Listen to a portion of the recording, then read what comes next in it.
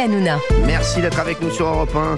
Il est 17h32. Merci d'être là. Et on parle. Alors, il y a des infos qui tombent. Alors, je vous le dis, on a plein d'infos qui tombent là en direct. Apparemment, déjà, première chose, Michel Barnier, il n'augmentera pas les impôts pour les classes moyennes. Ça y est, c'est sûr. Ouais. Ah bah, je vous le dis. Non, mais ça, c'est sûr. Donc, voilà, on en parlait ici. Donc, voilà, c'est clair. C'est un petit peu ce que j'avais dit. Ce sera vraiment pour les très, très aisés.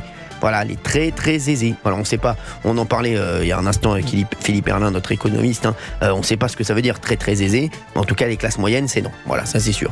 On a des infos sur la réunion qui s'est déroulée à 15h entre Michel Barnier et toutes les forces politiques et apparemment un accord a été trouvé, Gauthier Lebray. Absolument, un accord a été trouvé sur la répartition des postes ministériels.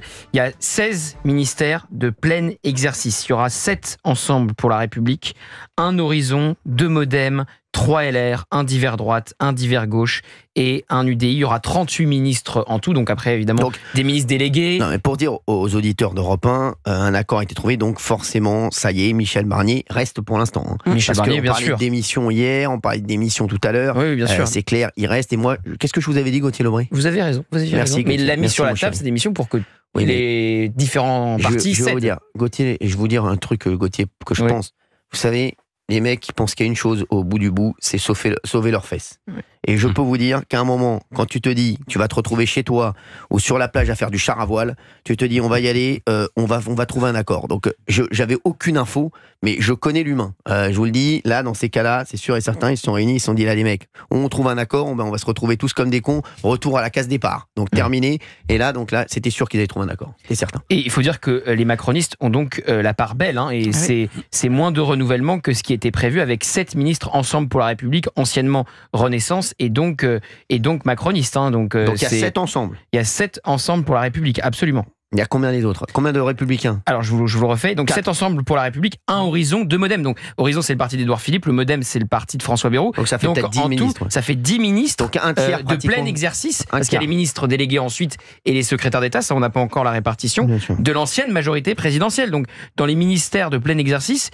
les macronistes et alliés restent en pleine possession de leurs moyens, si j'ose dire. Voilà. Et donc, un divers droite, un divers gauche, un UDI et 3 LR. Donc, c'est beaucoup moins que ce qui était prévu. On imagine que si c'est 3 ministères de plein exercice seulement, j'allais dire entre guillemets, pour les LR, je dis seulement par rapport à leurs ambitions, c'est des ministères très importants, des ministères régaliens.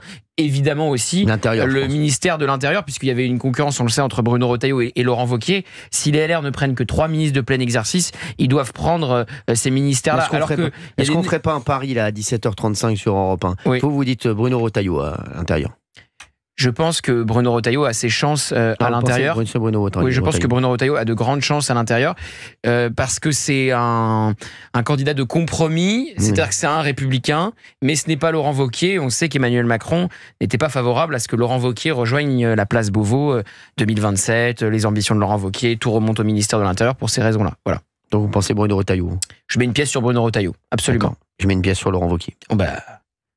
Nous serons arbitrés. J'ai aucune info. Comme ça, oui, c'est de l'analyse là. C'est de l'analyse. Un jeu entre nous aussi. C'est sympa. Ça va, on peut jouer un peu. Ça va. Bien sûr. C'est bon. Gilles Verdez, ça vous réjouit tout ça ? Mais les élections n'ont servi à rien. Bah oui. À rien du tout en fait. On est d'accord. Ça, je suis d'accord avec vous. C'est du délire. C'est du délire. Vous avez raison, Gilles. C'est Emmanuel Macron qui a gagné les législatives. Il est incroyable. Qui forme son gouvernement. Gabriel Attal qui obtient plein de ministères. Non mais c'est du délire. Et à une prise de guerre, un divers gauche, c'est tout. Je suis effaré. Alors à ce moment-là, moi qui étais pour la dissolution, à quoi ça a servi puisqu'on repart comme avant ? Là, il a été fort. Oui, mais c'est un tour de magicien. Oui, magicien. Ce qu'il faut voir numériquement, c'est que ça permet de sceller l'alliance entre les macronistes et LR, et à ce moment-là, ils deviennent ensemble numériquement le premier tiers, le premier groupe, le premier bloc à l'Assemblée nationale. C'est pas pour justifier ça, parce que je trouve toute cette affaire ridicule, mais quand même. Mais disons qu'ils passent devant le Front populaire maintenant. Exactement, c'est malin. Voilà. C'est malin. Mais ils avaient une peur, c'est de dire les Français vont penser que c'est juste un remaniement, et c'est vrai que ça donne une image de remaniement. On va voir. Absolument. On va voir. En tout cas, c'est vrai que c'est un coup quand même énorme. Je suis désolé. Emmanuel Macron garde les cartes en main. Après, on va voir la cohabitation. Enfin, la cohabitation, non, la coexistence avec Michel Barnier, mais Emmanuel Macron, et les coups de pression donc de Gérald Darmanin et de Gabriel Attal ont porté leurs fruits, surtout de Gabriel Attal, parce que Gérald Darmanin, c'était pas exactement sur le même sujet, c'était sur les impôts, mais il n'y a pas donc d'impôts sur les classes moyennes. Et Olivier Marleix, député LR, accuse Gérald Darmanin d'avoir lancé cette rumeur pour nuire à Michel Barnier, qui n'était pas fondée selon donc Olivier Marleix. Donc oui, c'est le coup de pression de Gabriel Attal a fonctionné à merveille, parce que les Républicains se retrouvent avec 3 ministères. Lui, il en garde 7, 10 avec ses alliés de l'ancienne majorité présidentielle. C'est fou. Ça risque de gronder dans le pays, disons-le.